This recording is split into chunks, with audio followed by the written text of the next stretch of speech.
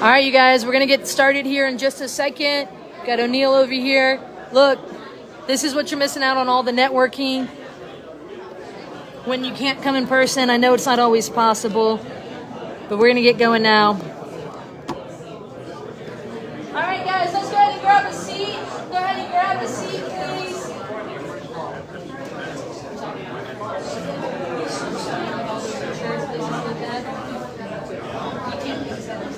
All right, guys, let's go ahead and grab a seat.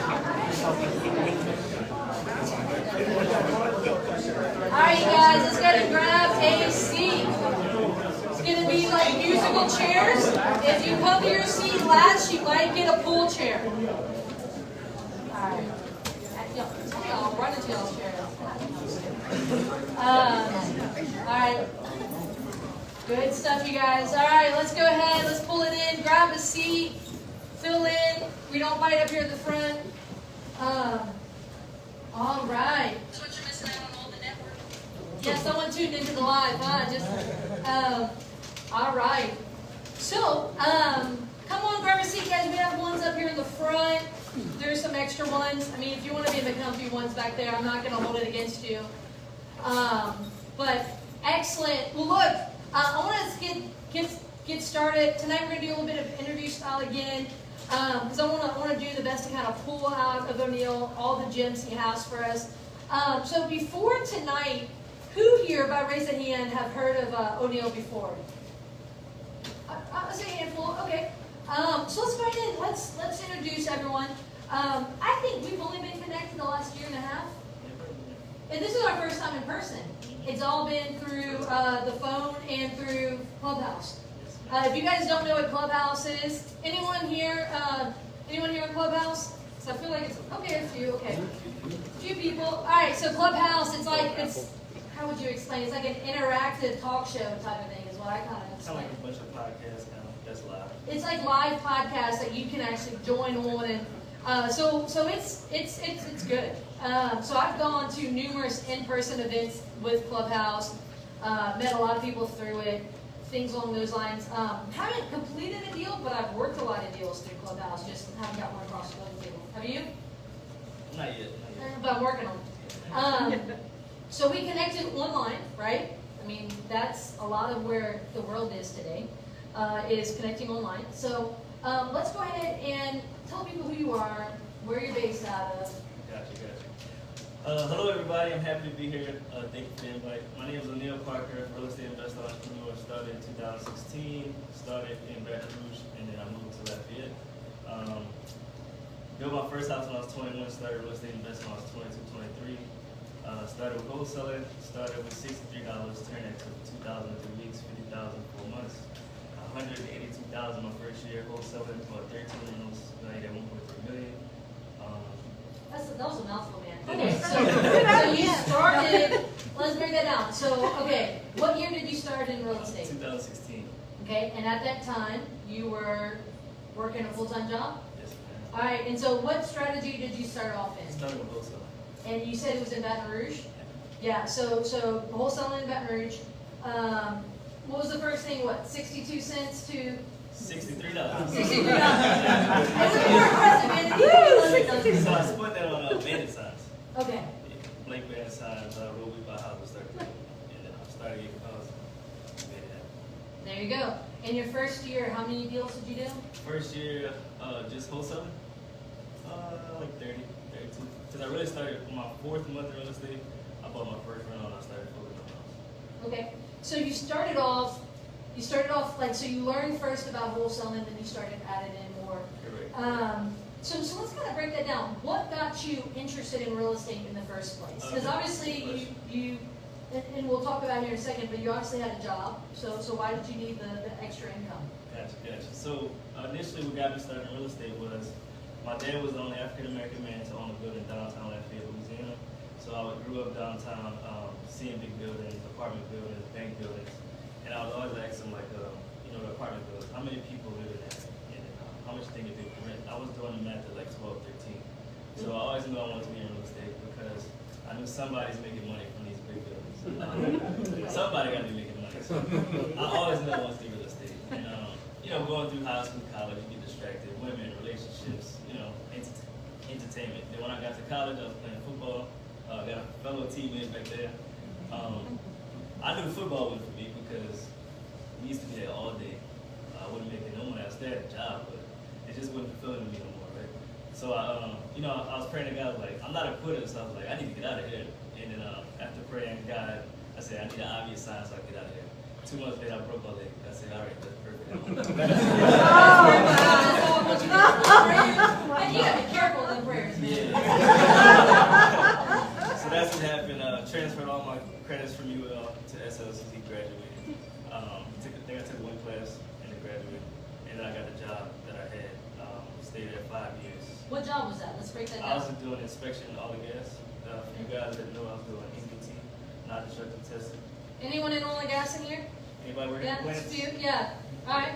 My significant other is in oil and gas, and so I've been learning. I mean, we're all 1 degree of separation from someone in oil and gas here in Louisiana. Everybody knows somebody. Everybody knows somebody down here. But usually it's good money when the good's there, but it's also very volatile. Yeah. So the department I was in, it was needed because of maintenance. You can't run an operation without inspection. We're just checking the thickness of the pipes. Of course, if you're not checking it, you're not passing compliance on things like that. Okay. So I was 21. I was living in Lafayette at the time when I started the job. I don't like driving, so I needed to move closer. So I was driving around. I seen some land, and I seen the foundation was there. So contacted the developer, and I built my first house from there. Because I don't like driving, so it put me closer to my job. Well, bad news traffic, I was still far. I'm sorry you had to drive today to here. No, you're good. He was saying, he's like, I moved to Lafayette and I didn't want to drive, so I found the house and I built it, found something and built it. That's awesome, dude. Exactly. So at that time, I was making like $60,000 a year. Had 1 kid at the time, it just wasn't fulfilling to me. So got on YouTube, figured out how to make extra money, real estate popped back up, and then I started from there. All right. Now, so this job, you're making $60K a year. You built a house. You moved there. You're in Lafayette. You're going through that. So you on YouTube University, right? You learned from there. You learned about wholesaling, right? Because look, there's a ton out there about wholesaling. There's a ton out there about a lot. But all right. So from there, your first year, you're getting in there. You're doing these wholesale deals. What made you, instead of continuing to wholesale, what made you start wanting to buy rentals? Honestly, I never wanted to wholesale, but all the videos I watched was like, start with wholesaling, it's no money at all, no credit. I was like, of course I thought it was a scam. And then I actually started with these meetings in Baton Rouge, the ring meeting with Richard. Yeah, Richard. So I was just listening to see what people were saying. Everybody said start with wholesale.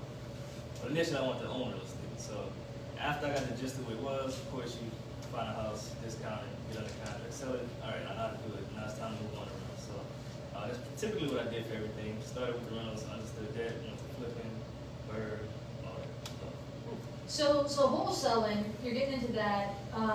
You're making some money. You still have a job at this point? Yeah, I just quit in September 2020. All right, so just only not even 2 years ago you quit. 2 years. All right, so you're doing that, but you ultimately, tell me this in hindsight. I have this conversation, people say it all the time, everyone should start with wholesaling. But I've always I kind don't of say like, that. I actually, this poor lady the other night, I actually was agree with that, right? So who would you recommend to someone who's like wanting to get started, they want to do buy and hold, but you know, maybe they're right now trying to build wholesaling. What is your recommendation? If you could redo like kind of how you got started, what would you recommend? I would say wholesaling is not recommended. It's not, you don't have to do it. You just have to learn how to find a deal and analyze a deal. If you know how to do that, then basically you can find your deals. I would definitely say don't rely on a realtor because, that's your investment. That they're selling. Just like with a car dealership, every car is good. They might say every house is good, but you have to know how to analyze your own deals because you're the money that you're putting out. If you gotta learn how to analyze the deal, you should be good. But the first thing I would say is educate yourself on where to find the money, how to leverage your credit, things like that. If you have the credit on the money, why not get started by a whole? But the most important thing is analyze the deals. Don't buy deals that 100% is worth, 90% is worth, or even 80%. Typically, we all in after we have everything about 60% of the value of the home. So let's just say a house is worth $100,000, after buying it and renovating, you're generally in it for 60. 65%. So in today's market. Mm-hmm. Okay. So I think that's great because a lot of people, they're like, oh, I'm gonna just start with wholesale because I need to stack cash. I need to make money to be able to buy that first buy and hold. And so I'm right there with you. I think a lot of people, instead of deviating, doing wholesaling, just learn how to get the money. Wholesaling hard too. It's not as easy as it makes it No, it's not. Amen. That's tough work. I have a little friend out here. Anyway, so wholesaling, yeah, because that can be difficult. So when you got started, were you just a one-person team that first year doing wholesaling? One person for like 6 months, hired somebody. Of course, didn't do the right thing, just paying them for no reason. I wasn't training them. I was just spending money for no reason because that's what I heard. You hire somebody. What did you? So what did you hire them to help you with? Cold calling, lead generation. Okay, and so when you say you weren't training them, like what weren't they doing? Wasting my money. It wasn't. I wasn't holding them accountable. I was just being a poor leader, right? Because I didn't really know how to lead somebody that I hired. So I just wasted money for at least 8 months. It wasn't reaching the goals that I set for expectations. But of course, I can't hire somebody if I didn't even train them how I want them to be. Yeah. So I always tell people, you're gonna hire somebody, you have to learn exactly what you're trying to teach them to do, because if you're not teaching them what they're gonna learn from, or they have a question, who you gonna ask? Yeah. So you have to master what you're gonna hire somebody for. I think that's good. Because when you're getting started, but this time you're juggling, you've got the growing family. Mm-hmm. You're working 40 hours a week or more. More than that. How many? About 60 to 70. 60, 70 hours a week. And then on the side you're doing a decent amount of real estate, right? How many deals your first year? Like 31. 31 deals. That's not, yeah, that's not small. And what year was this? 16, 17. All right, so that's not small. Okay, so then you start doing the buy and hold. Talk to me how you did your first buy and hold deal. Let's break down that deal. First one I bought was March 2017. It was a wholesale deal. Most wholesale contracts we had was 30 days. It was like day 28, 29. I couldn't sell it for whatever reason, so I was like, I called the seller up and I asked him, would you be willing to sell the property to me? Because I didn't want to give it up. And she was open to it, but I also did creative finance in that first deal, something I learned from the meetup in Baton Rouge. So that's why it's very important for us to come to these meetings and listen. The property, I bought it $56,000. It appraised at $100. I bought it. I got a bank loan, living my credit, my job at $45,000. Then I own a finance, the down payment of $11,000. So the mortgage payment was $320, and the owner finance note was $200. So I was all in at $520, and the rent at that time was $850. So purchased my first loan, not using any of my own. You still have that one? Yeah, still there. Is that very sure? I select. I mean, all right. And is it rent for $850 today or no? Nah, it's $1,000. That way. Yeah. Same tenant. Same tenants. Hey. Okay. And so hey, you figured out how to make it work. You were originally trying to wholesale it, but then you're like, I can't get a buyer. But hey, all right. And so you started buying some of these as buy and hold. You said you did 4 your first year. Oh, 4 buy and holds. No, I did 13. 13 buy and holds your first year. Wow. All right, man. So. Because they don't own anything. Yep. I said, I was telling someone about this the other day. We don't know Bezos, we don't know Musk, we don't know Buffett. We don't know them because of their salary. We know them because of what they own, right? Their net worth, right?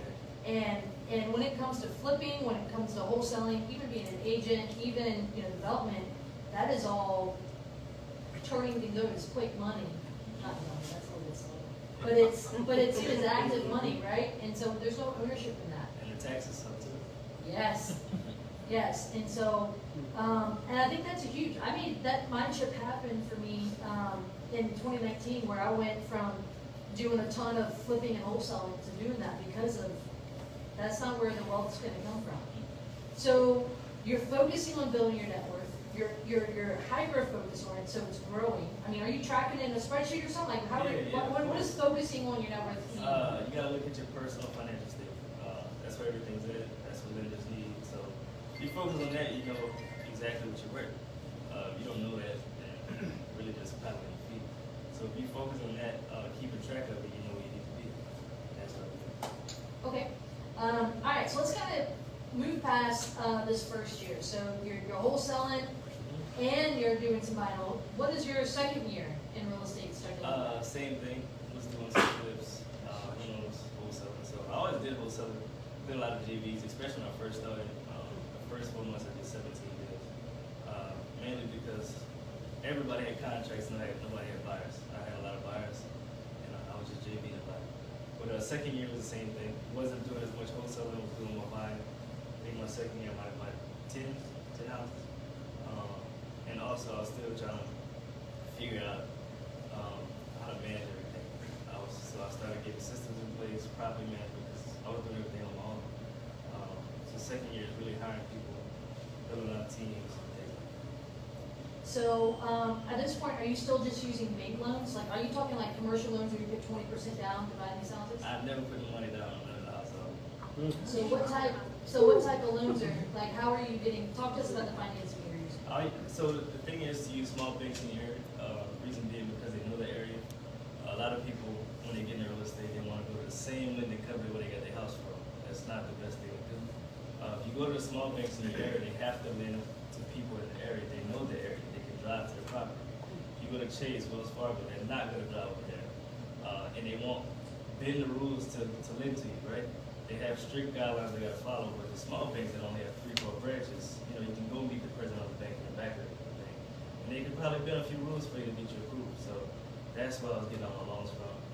20-year amortization, but it's really 5-year loans. Now I use private money because it's 30-year mortgages. Increase the debt.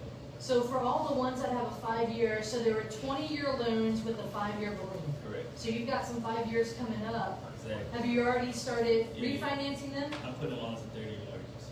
Okay. So you're starting to buy more, you're starting to build out your team, because you were doing all the management your own. So what did it look like financing? How did you go about finding your team? Of course, in the beginning, it wasn't the best. Like I told you earlier, I was hiring people and didn't know what I was doing. So in 2019, what happened was I was doing so much. My credit score dropped. I had 700 plus. It dropped to like 560. Reason being because I'm an auto pay guy. Lost my wallet. Did not put the stuff back. I got 3 missed payments. Dropped it to 560. So 2019, I got a partner. You can still buy real estate if your credit sucks. You can still buy real estate if you have no money. You just have to structure it properly. So in 2019, I got a partner. His credit score was over 700. Said, let's be partners. We scaled the wholesaling business up, hired a few people, course training, we hired 6 people, cold callers, VAs from the Philippines, paying them between $4 to $6 an hour. So all day they're calling people, texting people, get more leads coming in. And how you actually buy a property, if you're not in the best position credit-wise or money-wise, it's called an operating agreement. Y'all get on the LLC together, but on paper, the person has a better credit score and most money. It's going to be 80 to 85% owner of that company. And you're going to be 15 to 19% owner of that company. Your credit will never get ran if you go to the certain lenders that you need to go to. Of course, you need to ask those questions before you apply for the mortgage or letter for your credit. So it's always important to ask these lending institutions, what are the lending requirements, what credit bureau are you pulling from? If I have a partner, whatever, the credit was not where it needs to be, we just run my credit, how much money I need to show, etc. So a lot of people do not do that. They just say, hey, let's run your credit. Don't do that because you're getting cards for no reason, your credit drop. So this is partners going still through the small community banks, right? Okay, and so some of your properties you've got a partner on. Yes, I'm on. And you're going through, you're using them for credit reasons. That is fantastic because a lot of people are like, oh, look, what you didn't do was you hit a stumbling block here with your credit. It didn't stop you. No, you're like, all right, how can I get through, up, over, around, many people sit out. They're like, oh, no, I'm gonna have to sit out until I can fix this, right? All right, so from there, you're starting to buy. At any point, did people were there issues at work because you're doing all this on the side? Not really, because the job I did worked 12 hours a day sometimes, but really we only worked 2 or 3. So the majority of the time I wasn't doing much. I was actually running my real estate business while I was at work. Alright, so didn't you used to like climb, yeah, didn't you? Yeah. You would climb up and do those inspections and stuff like that. So I got a student right now who does something similar where he's a lot of either travel or doing stuff to go inspect stuff, but it's like there's a lot of downtime. I get it. Lots of downtime. There you go. Hey, well, look. Yeah. There you So go. I ran my whole real estate business while I was working. So a lot of people can do that. It's just they choose not to do it. It's really people work 8 hours, but typically you're working 3 to 4 hours. You're complaining, trying to get water breaks, smoke breaks. So you know, all during that time you can shoot text, phone calls, etc. And that's what I do. Read books, podcasts, etc. Just doing anything I could to get to the next awareness. But you know, actually during that process, my manager asked me, you know, what I was doing one day, and I told him I do real estate. He's not a full-time entrepreneur, but he just put a house. Well, he bought a RV park / mobile home park. October last year, 480. They appraised at 2.2. So I think his first year he bought 32 houses his first year. So That's awesome. you know, it's all about giving back to. That's awesome, man. So, so at this point, you're still wholesaling. You're having these buy and hold. You said you started doing some flips. What made you want to start doing some of these flips? Because I mean, your plate's full, Yeah. right? What makes you want to start doing those? Gotta have some extra cash coming in sometime. Gotta have some extra cash. Gotta focus on the cash flow at least. Get some big chunks of cash flow. We typically don't flip any houses unless we're making $50,000 a month. So we get a lot of good deals. It doesn't quite make sense for a rental, so we're just gonna sell it. Or if we're gonna wholesale it, we gotta make a certain amount because we look at time versus money. The flip gonna take us 4 months and we're gonna make 40,000. It doesn't make sense because it's only 10,000 a month. We just wholesale and make 10,000 is the same thing. So we can make 50,000. Typically our flips take 6 to 7 weeks. We own our own construction company, so it doesn't take that long. And like I say, we make minimum 50,000. We make over 100,000 before the month. When did Equity Hub, this was called, right? When did the construction company, when did you start that? 2020, like a few weeks after I quit my job. Okay. So you're flipping. At that time, you don't have the construction company, but you're using. And look, because when you're wholesaling, you're coming across something that's making, it's making sense. All right. So at this time, you're building out your team, and then, so was the partner in the wholesaling company too, or just in some of the rentals? So it started in 19. Pretty much everything. Construction company, title company, flips, rental. All right. We can buy some on our own as well, for the most part. Okay. And so this partner, how did you meet him? Actually, we worked together when we was younger. I was a lifeguard, he was a basket attendant. And then in 2000, I think it was 18, he gave me a call, like, you know, what you got going on? He reached out to like 2 or 3 people who learn real estate. He came to one of my rehabs. And I told him a few different things to do. I probably didn't see him for the next 3-4 months. Within that time, he closed 3 deals and made 60,000. So I was just watching him, and then, you know, I thought about, like, I need a partner, and I called him up, and then that's how it happened. And what made you want to go the partner route?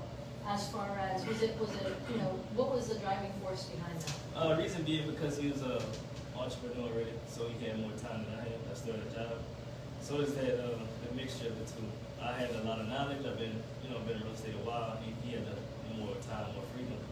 So the people that we hired, he could have do more of the training, and then we could make more money because it's somebody with a lot of knowledge and somebody with a lot of time mixed together. So it made a nice little situation. And I think so many times, so many people become an island where they're like, they refuse to partner, but they're losing so much money because they're at capacity becomes such a big part. Right. And you're doing way too much for one person. Yeah. You gotta delegate things. And it's a lot better to share the stress bad time with somebody else rather than by yourself. All right, misery loves company, okay. Yeah. So, all right, so you're moving along here. I will say this, if you guys have any questions through this, I'm going to continue answering them, but I didn't start off by saying this. If you have questions, go ahead and let us know. And if you happen to see them on here, let me know with the live stream. Because he's moving through, but I don't want you guys to miss that he's putting in some hard work here because to be able to do the amount of those deals. So you're wholesaling, you're flipping, you've got these rentals. So at this point, let's say 2019 going into 2020, what started leading up to you starting to leave the job? Really at that point, I love my job. It was very easy. It's the easiest job I ever had. It was starting to get in the way of me growing and skilling. So I did another prayer. I prayed to God, like, hey, it's time for me to go. I need an obvious sign. And it was the hurricane happened. Everybody was taking their trucks home. I think I was in, might have went to Florida, Atlanta, something like that. Came back. Everybody was taking their trucks home. I was like, I asked them, like, could I take my truck home? Because everybody else taking their truck home. They told me no. And then after a while, I was like, I'm just taking it home. Because everybody else taking it home. And then I went to New York, came back on that Monday. You know, everything was fine. On Tuesday, so they called me in and said, hey, you know, we heard you've been taking the truck home. You stole the truck. And they would go write you up. I said, no need to write me up. I'm out of here. So that's what happened. And look, and so at that point though, you were at 6 figures with the company. You probably had good health care, like all of those things. 3 kids. I would say, how many kids at that point? 3? I mean, because that's big, right? The health care, you know, the consistent income, like the security. Why did you feel it was the right time to leave then, other than the situation, right? The obvious sign. What made you feel you were ready? At that point, it was just comfortability. I just had the job to have it. I didn't need it at that point. My goal was to make $10,000 more passive.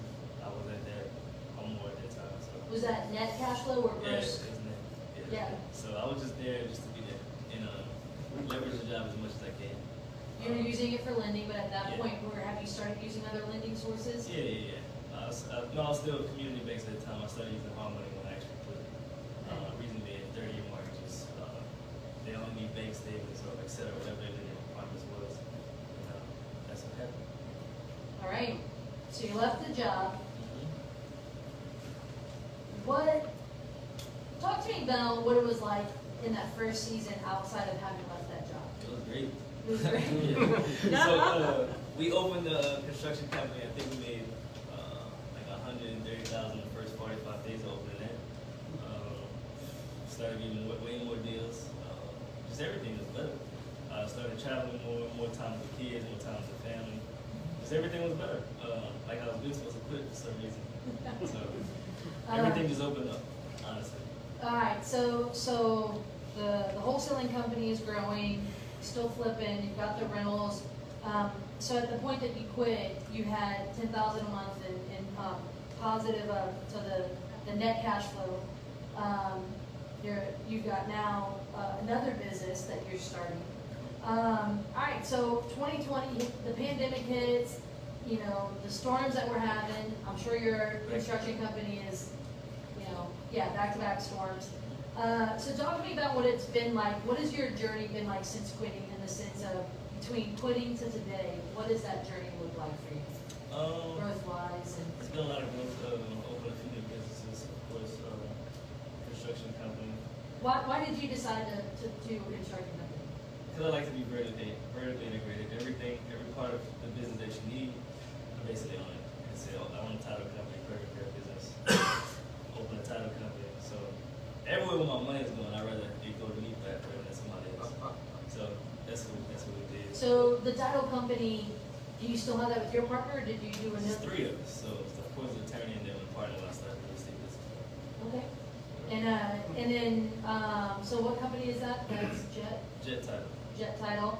Is that based out of Lafayette? Yeah. So you've got that. You got the Equity Hub, right? Is your partner the contractor, or do y'all have another? So we actually have 2 construction companies now. We just started another one 3 weeks ago. Okay. So yeah, both businesses. And so having that part, and then credit repair. And so, I mean, that's a lot. That's a lot of irons in the fire. At your point, how does your wife feel about all the You know, it's part of it. I told her a long time ago, if you want to get to this point in life, it's a lot of sacrifice that needs to be made. She hasn't worked since 23, so, you know, she gets a lot of benefits. But I was like, we're not buying purses, going on vacation every other month, etc., until we reach that 30 mark. I'm 28 now, so we've been going on a lot of trips. But, You just got in this morning, right? yeah. Yeah. Yeah, I was in Florida. So yeah, but I also told her you have to build a business around something that you like to enjoy. So started a credit repair company and gave it to her. She does the operation there. Not just sitting at the home chilling. So And so, She don't like it. she don't like it? No, she don't like all the stuff I got going on because it takes a lot of time to do it. Yeah. It'll get better. So what is the goal? What is the goal? So you've got so many irons in the fire. I know one big thing with entrepreneurs, we are ambitious as all get out, the vertical integration, it's constantly going. What is your definition of success and how do you know that you're addicted? I feel I'm successful now. I pretty much do what I want, do what I want, wake up when I want. Have everything I need, kids good. That's pretty much success. It's just now it's putting my kids in a better position, so they don't have to work if they don't want to, or do whatever they want. It's not saying you have to go to college. You go to college if you want to. That's pretty much it. I think I reached that point, but there's always more room to grow. There you go. So, as you are continuing to build, talk to us about where you're at in 2022 right now. So you've got the various companies going. What does your team look like? Yeah, let's talk through what your team looks like right now. Gotcha. So the real estate team is 9 people. We have an HR manager, myself, my partner, and then the rest are VAs. Acquisition manager VA. I'm sorry, we got an in-person VA. Acquisition manager VA. Also have a VA. That's acquisition manager. 3 co-callers, and also a disposition group. Real estate company, what markets are you in? I'm in New Orleans, Lafayette, Baton Rouge, and Lafayette, Charles. Right. Just a little bit, right? Yeah, You're like, we don't touch that part. We don't Charles touch kind of weird, but we bought a house over there too. So. Yeah, Yeah. yeah. I've done some deals over there. It's an interesting one. It's a weird one. Yeah, that's all right. All right, so that's your team, 9 for that. What are some other, talk to us about property management. Like, what does that look like? My girlfriend did that as well. Yeah. So she does the property management career fair. She manages all that, but You've got her second job, the property management. She got to do something else. But for some properties, there's no property management needed because I buy houses and I sell them on terms. So that's how we make more cash flow and not have any headaches, calls at 3, 4 in the morning, the AC goes out. I just become the big on this property. So if the AC goes out, that's on you. What makes, are you still doing that right now? Yeah, I do a lot of it. So what makes you decide between a buy and hold rental and something that you own or finance? All buy and hold rentals are in good areas. Areas that have growth appreciation. Areas like I have properties near downtown Lafayette, so I know downtown is changing. So I'm keeping those properties. I'll probably knock the houses down and build townhouses later. So it just depends on the area and the growth of the area and what's coming towards the area. Okay. So that's why it's important to look at your city plans, see what's coming in the next 2, 3 years, 5 years. So buy properties in those areas and keep those properties like in the hood. Those just own finance. It's not no appreciation there. Little cash flow. Yeah, yeah. I'm right now in the process of trying to trade up some of my hood properties too. Yeah. It's got a bullet in the side of it. We're gonna leave that. We're gonna leave that. That is a fixture in the house. Just for some play. I'll put over it. But all right. So your wife's doing the property management for the ones you actually rentals. The rest is just that they just make sure people are paying or whatnot. Right. And then what about for the project management for the flips? Is that in the construction company? It's all me. It's all you. Yeah. So I manage that. Construction company, we got 30 employees. I manage all that, make sure everything goes accordingly. Make all the calls to certain people to make sure the job gets finished at a certain time point. Because time is money in this game, so we try to get all our flips done. Typically between 4 to 6 weeks, sometimes about to 8, depending on how heavy the construction is. So I do all that. Okay. And then, so let's see. Do you ever see where you're at right now? So we just kind of talked about your team. We talked about what all you have going on. Where's the goal of where you're going? So you mentioned you want to make life better for your kids and things like that. But what does that actually look like with the wholesaling company, the construction companies, the flipping, all that stuff, the rentals? What does that look like? I need to be at 100,000 a month. That's what I'm passive. Passive, 100,000. That's the goal. Okay. Is that all coming from rentals, or is it a mixture of rentals and owner finance notes? Yeah, I say rentals and owner finance notes as well. That's how I want to be. So right now we're going to focus on multifamily. We got to look at 12 Thursday, so that's going to get us closer to go quicker. Also look at small home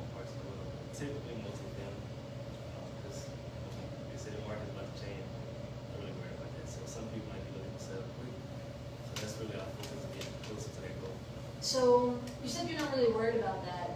So this would be your first changing market. Is there anything that you're doing differently? Like, how are you preparing for the market changing in some way?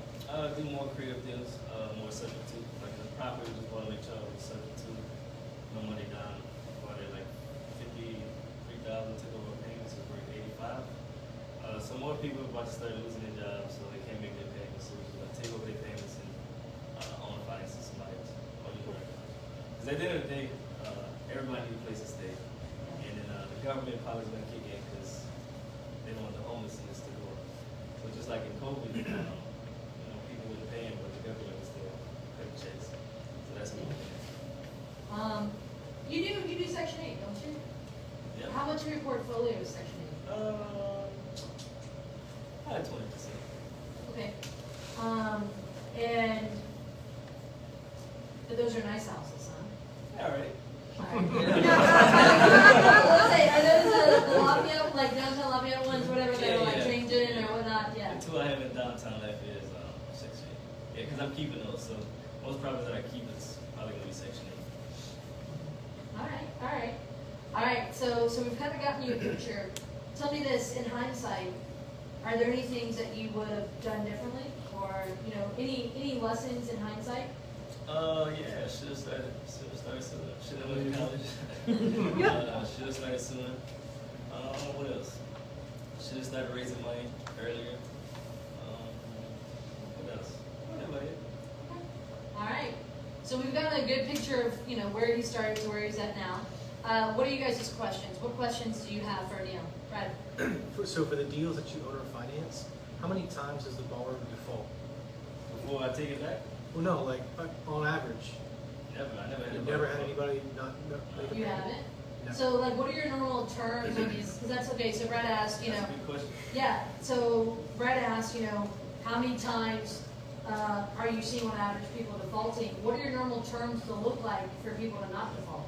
So I do down payments between $5,000 to $15,000 depending on the value of the home, and I do, of course, the rent is probably a little bit higher for the next 20 years. And that's what we do. So typically, I'm looking for somebody that has. I don't really look at the credit, because of course they have good credit to go buy a house. I look at somebody making 3 times the rent. They can do that. They can typically afford the house, and we just do it like that. Do you have any? I'm sorry. Do you have any terms in that says like if they miss a certain amount of payments that they forfeit? Yeah, correct. That's what I'm looking at. So yeah, we do. After 5 days, you start getting phone calls. What's going on? Late payments kick in, and after 10, we're doing eviction. right. So if you're doing an eviction, so these are not seller finance, So I you're do doing a lease option? So I do lease option rental, and I also do on finance. It just depends on that person's situation. Okay, and the difference between the different strategies is, do you have to evict or do you have to foreclose? What different processes? And these are all generally, what are the ARVs of these? Because if they're they're usually in the lower end homes, so they're all under 100K. Yeah, so I have some, well, they all risen now, but Yeah. between 60 to 130. We just sold one. So someone bought you out? No, not yet. Well, yeah, somebody did. My first subject to deal, somebody bought me out like 3 months ago. But we just sold one for $125. It's crazy. That person came back 190. Oh, wow. I feel like they got us. We got it at $65, so it really, wasn't crazy. Okay, all right. But they won on that one. So, but wait, there's those monthly payments. Yeah. And so, if at any point they default. Yeah. But most of the time I sell to people that can't get mortgages from banks. So Latinos, Mexicans, I sell to those communities because they're never gonna miss a payment, and they will always pay on time, and they also improve the house when they're in there. So I buy houses as is, don't touch them, and I sell them at retail value because I flipped houses like before I did the rehab, and they took everything out and did their own thing.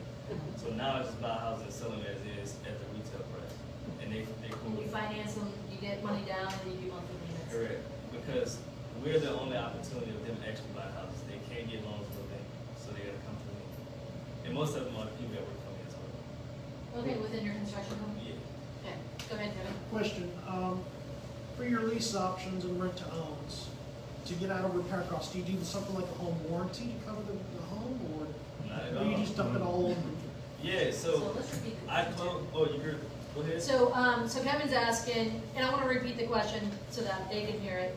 Kevin's asking, because you're selling them as is, maybe doing a home warranty or something like that is what you're asking? Yes, if you doing a home warranty, No. cover the cost of repairs or something like that. I don't do none of that. So it's like the bank will give you the warranty. So basically, who I close with is a notary. He speaks Spanish, so he let him know you have to pay. If you don't pay, the property goes back to this person. And we also let him know, you know, if we're selling the house as is, you have to do the improvements, and that's it. So that's true. So that's true if you sell them lease option or seller finance. Either way. Okay. Yeah, either way. Alright, good stuff. Ryan? How do you market to your buyer? Oh, that's easy. Facebook Marketplace. So he asked, how do you market to the end buyer for these lease options, right, Ryan? Yeah, it's easy. So you just put you make a sign, or you put your house for sale. You put your sign. I do that too. House for sale, no credit check, things like that. No ID or something like that. Mostly pay for multiple. Yeah, a lot of people will call you. You put down payment between $5 and $10. I have one, the flyer I have out there, I have that one on Facebook Marketplace. Yesterday I looked and I think we're now nearing 7,000 views of it. And I just put it, last week?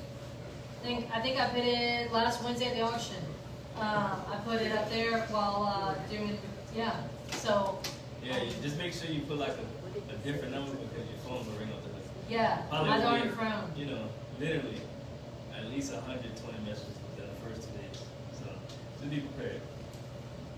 I made the mistake of taking the picture with the for sale sign in the front, and people have been looking at the picture, getting the phone number, and then calling my phone. I was like, yeah, that was a mistake. that was a mistake. I keep having to empty my darn mailbox.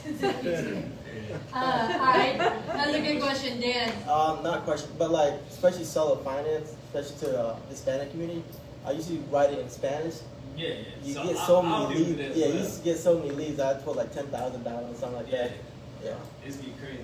it get crazy. You get like, So I'll post you right. You want to write it in Yeah. English and then put Spanish as well. yeah. And you try put to, a banner whoever sign. you close it with, try to close it with somebody that speaks both languages so they can relate to their person and they understand it correctly. Because we really, truly care about having a win-win scenario. We don't want you to sign something you didn't know was in there. Yeah. Right. So if you close and everybody speaks English for the person that's buying it, and they feel like somebody get over it. And you want to keep in mind, Dodd-Frank does exist whenever you are lending to owner occupants. And so I'm not going to educate you on all the rules with that, but you do want to look into that whenever you're doing it. Definitely so. Albert? How long do you amortize those loans? Does it 20 vary? years. 20 years? I thought you said 20, but I'm old. Yeah, 20 years. So we Albert- usually give them the option 15 to 20. So Albert's asking, how long do you amortize the loans? Why do you give them the option to 15 to 20? Because they can pay more. And they Do you typically, give them an option based on like, hey, if you put more down, you can get more, or like, what do you do? yeah, if you put more down, of course the payment drops a little bit, but 9 times out of 10, all the ones I ever did, they pay more anyway. So we get $2,000 a month, $3,000 a month, and the mortgage payment. Because they want to pay you off sooner. Exactly. So that's why we just typically give 15 to 20, but they typically pay $2,000 to $3,000 a month. Yeah. Are you doing any interest on these? Yep, 8%. 8%. Okay. How do you feel about 8% with inflation being 8.6? It'd be more.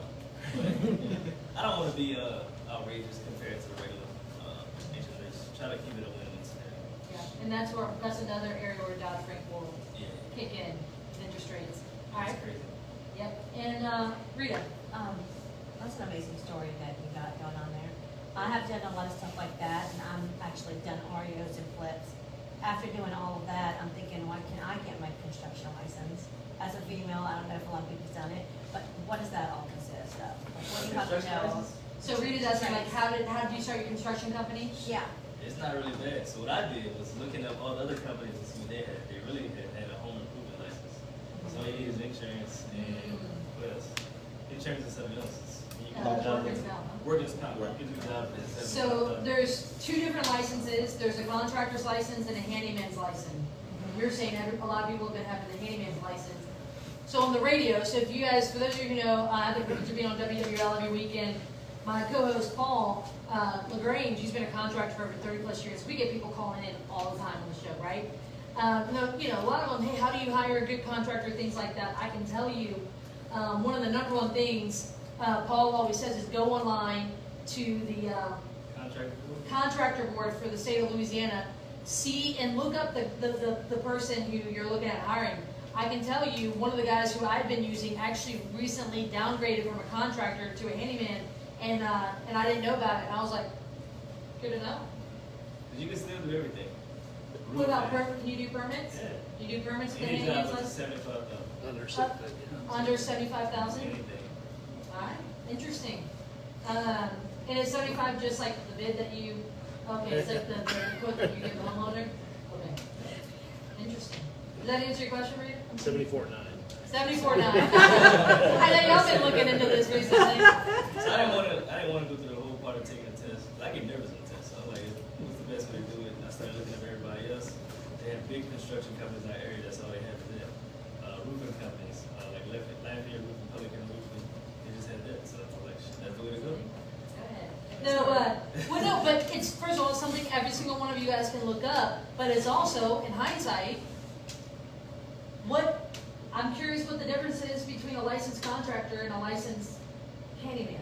The bigger jobs. The bigger jobs, alright, so if you're hiring, like, if you're doing a bigger job, you wanna say, hey, I wanna go and confirm, right? Can't we take this and work back this way if we're looking to hire someone to do a bigger job? You know, it's good to look into this. The good part about that is, if the thing does go to 75, we just ask one of our friends to do the deal. And then it's not going over 75. Like, I might do 70, you might do 15, 20. And then it's still get done within That's the second construction company? That's it. Yeah. Did you guys hear that 3 weeks ago, you're starting a second construction company? Hey, smart. Okay. So did you do your first flip when you owned a construction company or Yeah. before you owned it? My first flip was in 2017. And who did that work? I just did hired everybody in separately, plumbers separately. So just hire all the subs? Yeah, just did it myself. 'Cause I'm not hiring a GC to pay 10 to 15% to do the same thing I can do. I did all that while I had a full-time job. Okay. All right. Where's your title company located? Lafayette. Yes, sir. Asking where the type of company is located. So that's in Lafayette. So my question goes back to the GC and the handyman. You say you can still pull certain permits with the All handyman? permits that you need. Yeah, like drywall or electric or all that? Yeah. Yeah, I didn't know. Yes, sir. So the thing is to call the board and ask those questions. Because aren't some cities a little harder? I'm just in Lafayette. Yeah, so you know you're looking. I'm verified with, like I said, call the board and ask those questions. That's with anything. Just call before you do it. Yeah, call the source. Yeah, So he's pointing to the source, which is the Louisiana Board of Contractors. exactly. And I'm sure they also have an FAQ on their site or stuff like that you can look through. Because I'm sure they're wanting to sell you these licenses because we need more contractors, right? We do. All right, cool. Back in the back. Alright, so what's the best way to get into real estate without actually knowing how to do it?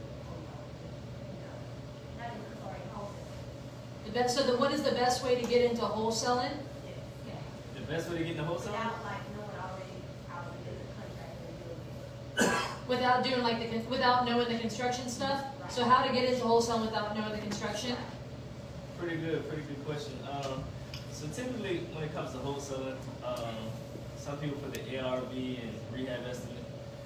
I always tell people don't put that because every person that's going to buy the house is going to be different at what the rehab that they do.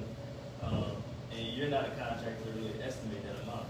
I may buy a house from you, my rehab budget may be 25, but somebody just getting started may buy a house, their rehab budget might be 45 because they're just getting started, they don't know how to find the deals, they don't know how to find discount materials. So I typically don't put the rehab estimate, I just put house for sale 20K is worth 150 or whatever.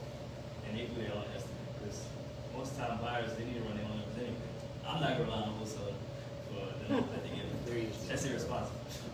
Buyers, please don't, seriously, please don't rely, do your own numbers. And wholesalers, you need to do the numbers to a certain degree so you can offer a good deal, because if you've got a deal, I had someone message me the other day, hey, I have this deal, but no one's buying it. I said, let's walk through the numbers. There's 3 numbers in a wholesale deal. It's the after repair value, the estimated repair cost, which yes, it may vary for different buyers, But you need to have a general idea. It's not gonna be zero, I promise. It's never zero. And then the third one is your assignment fee. Well, you can choke a deal on any one of those three numbers. You just wanna make sure you're not choking on, on any of those numbers, so it needs to make sense so someone will buy it. Correct. I think a lot of people mess up too because they look on Instagram, Facebook, and see people getting $20,000, $30,000 on a deal. Typically, people get prices, houses at great deals, but they put a big assignment fee, which crush the deal, and it really don't make sense. So I know when I got started, first person had the money, I ran with it. So I made 2,000, I could have made 10, but I wanted to have the experience, and I really wanted to close. So you know that it's real, and then I just took off with that. So don't be too greedy when you first get started. And I always recommend find some serious buyers, and there's serious buyers in this room, and I'm always happy to help. But it's find them and say, hey, can you come walk the property with me and give me an idea? I'll walk properties with people, because look, I'll say, hey, here's my number where I'm at. Go get it below that number. Go negotiate. I'll tell you, let's say I need to buy it at 50. You go negotiate it below, and you'll decide whether you make 2,000 because you get it at 48, or if you go get it at 38, you're making 12. You know what I mean? Like, you then build in your value at that point, and it's allowing you to remove the fear of, having to figure it all out, right? Cash buyers, would you guys do that? Would you go walk a property with someone and tell them, hey, this is where I need to be at? I do it all day long. And so this is where these meetings can be really powerful, finding good people that, you want it to be people you can trust, right? And so that's another thing, don't be shady, and don't don't be like, oh, this wholesaler came to me with the deal, I'm just gonna no. Say, hey, this is where I need to be at, and look, there's room for all of us to eat at the table. Yeah, so typically what I tell people to do is if anybody familiar with prop stream, anybody familiar with that? Not too many people, but if y'all doing prop stream is basically like the MLS. It shows everybody that bought houses in their neighborhood and how much they bought it. If you just look at that, of course you can get the house under that, you contact those same people. Because most landlords and investors want properties in the same area. So that's the ticket right there. You go to Courtney10k.com, there's a free 7-day trial for PropStream. PropStream, for example, if you're not a licensed agent at this point, PropStream, you can utilize it to run comps. I believe, what is it, 5,000 a month is the 10,000 a month. You can pull a data list of tired landlords, cash buyers. You can pull 10,000 pieces of data a month. And what is that, 97 bucks a month or something like that? But you can trial it for 7 days. So if you go to Courtney10k.com, there's a link for that with PropStream. And also has MLS data and public records, so you can see what's going on in the market. Yeah. So, all right, we've got just about 5 minutes left here. Brad, you got another one? Yeah, just real quick, of your buy and holds, how many of the loans are more asset-based loans versus a traditional commercial 20-year loan? Got 22 at local banks, and then the rest is asset-based. Do you find that the loans at the commercial banks are affecting your credit report to where when you want to go get a loan for personal, nothing? So everything is a business name. I don't have nothing in my personal. But you're still a guarantor of that loan. Yeah. Right? So it doesn't show my personal credit report at all. It doesn't show it. The only thing it shows is the hard report. Then I get that removed after the loan is done. And the credit repair company. Yeah. But you're saying the loans at the commercial bank, your LLC, even though you're a personal guarantor, it's not showing up on your credit report. Not at all. All right, I see some light bulbs going on here. Any final questions for Oneil here? So tell me right now, so you're a buyer, where are you buying deals at, and what types of deals are you looking for? If you guys are wholesalers or realtors, this is your chance to write down his buy box. New Orleans, Lafayette, Baton Rouge. It gotta be a deal for me to buy, so it has to make sense. Probably I need to buy between 30-50% of his work. I might be a little tight, but Might be a little tight. Yeah, I find my own deals, so I can be a little bit picky. I don't just rely on other wholesalers. I just find my own deals. So then you guys, okay, so that's for you looking to buy. Tell me this about the deals that you sell. How can people find y'all's off-market deals? Let me see what's the best way. I would probably call them, text me. I'd rather text. If you want to write down my number, I can. 337-371-7488. Then I can get you in touch with our disposition. Can you repeat that one more time? 337 371-748. You can also get on my disposition manager's list. Her email is mary@equityhub.info. equityhub.info. Say you get them 30 to 50% of the value, I'm sure that's after rehab. Correct. Yeah. Are there certain areas that you target for that? Because, sellers typically aren't dumb. They're gonna say, okay, my house needs some sort of repair. What's it gonna be? How much is it gonna cost to repair? They'll discount it probably that much. So getting it to 50% and doing that volume, that's impressive. So how do you find somebody at that level, I guess? So the key is we're targeting people that need to sell and not want to sell. That's a big difference. So I'm targeting people that's going through divorce. They need to sell. I'm targeting people, their father just died. They gave them 3 houses. They want nothing to do with it. They just want the money. Targeting people that lives in California but they own houses in Lafayette. So if you target all these people, they need to sell their house because they have an obligation that they need that money for. So if I go on the MLS, there's people that want to sell their house. If they want to sell their house, they want more money. So that's the biggest difference of how we're finding these discounted deals. But how do you find the need, like for example, somebody going through a divorce? You can pull lists, so we're just talking about property. So you have to pull data, records, it's public records, and you contact those people. We shoot them cold calls and we text them. And then you'll be surprised how many people just, I really don't want this house. It's really a burden rather than helping me. You can just come take it now, please. Yeah. It's bad. So you want to find those pain points in public records. Believe it or not, when I first got in and I started looking on public records, I went through and I looked at my parents. Their divorce, I found out. I had someone in my family went through a foreclosure. I was like, hey, right? And I went through, I even went as far as to see the traffic tickets. And I was like, oh, all right, my mom's a little fast on the foot. And you know what I mean? Like, so you can see a lot. Also, one time I couldn't find their social security number. One time I found it through public records. I was like, you also need to go get that. So it was, there's a lot you can find. So you'd be surprised how many people are looking Well, at half Americans are divorced. So, yeah? I mean, it's, pretty high target market there. Yeah, so you just gotta identify a list that works best for you and your business. We like to target tired landlords because it's people that's typically between 55 and older. They're tired of being in business. They just want to cash out and enjoy the rest of their life.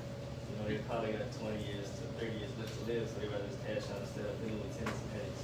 Right. So you just gotta identify which pain point you want to target. Just be consistent with that one for at least 3 to 6 months to really see it works. Because a lot of people may pull a divorce list for 1 month and they pull a water list. A water list is a water shut-off is what you can get from the city. They give you every house in the city where they didn't have no water for the last 6 months. People pull a divorce list, a probate list. You gotta stick to one list and be consistent with it. Because then it'll never work because you're not consistent with that same list. Yes. Okay, one last question. Go ahead. You say you had cold callers. You pay them, I know, $4 to $6 an hour. Is there a commission tied to that, perhaps? Not. Well, we kind of finder's fee or something. Yeah, we give them a bonus. So cold callers we give them $150. Our acquisition manager we give them $300. Okay. And for us, it's not a lot of money, but for them, that's a lot of money because they're located in Philly. So they're making a lot of money, like doctor money in their area. All right. Dan? Do you stack those lists as well? Yeah, we stack some of them. What list do you usually stack? Tile landlords, pool violations, and what's another one? We do 3. Can't lie to you, I don't know the buildings. I'm over disposition, so I don't know. I like data, that's why I usually focus on it. All right. All right, so we're starting to wrap up here. What are some ways that people can stay in touch with you? Where can people find you best? I guess I'm most active on Instagram. Oneil, Oneil, J. Parker. A little bit on Facebook, Oneil Parker, and then you can also go on my website, oneilparker.com, and then we also have the web community. You can check that out. Clubhouse, can you explain what the BOB is? Yeah, so we have a #1 morning show in Clubhouse. We typically got between 300 to 700 live listeners Tuesdays to Thursdays. We're talking about entrepreneurship, not just real estate, but of course real estate driven, because it's owned and founded by 6 real estate investors. But we talk about all different things. And we just give a lot of value. So that's all I had to share on no stingy energy. So We don't hold back information. We give you everything that's needed. What's the name of that room? Business over breakfast. It's at 6 a.m. Central, 6 to 8:30, Tuesday to Thursday. So it actually is over breakfast. Yeah. So Clubhouse, if you guys haven't downloaded the app, Clubhouse is great. I spend less time on it now, but I'll still get time on it. Look, y'all, it is a powerful tool. I mean, you guys have built with the wealth community, so the business over breakfast, you know, that grew. You guys have been doing that for like over a year now, right? About a year and a half. Year and a half. And then from that, you created the wealth community, so that's a community where you guys coach. And it's what, 6 of y'all or 5? 6 of y'all. 6. Yeah. 6 of us. So in the wealth community, we got a lot of class every Thursday, teach you different things, real estate, trucking, credit, business credit. So a bunch of different things. Classes go from an hour to 2 hours. This Thursday, we talk about government contracting. It's like $47.99. But you'd be interested in that. Good stuff, you guys. All right, look, let's hand out the books. Do you want to give them, or I can do them all? I know. It's like the hardest part of the job. I guess I can All right. go first though. No, go ahead. You want me to go first? All right. Who here remembers? Who here remembers the name of his construction company?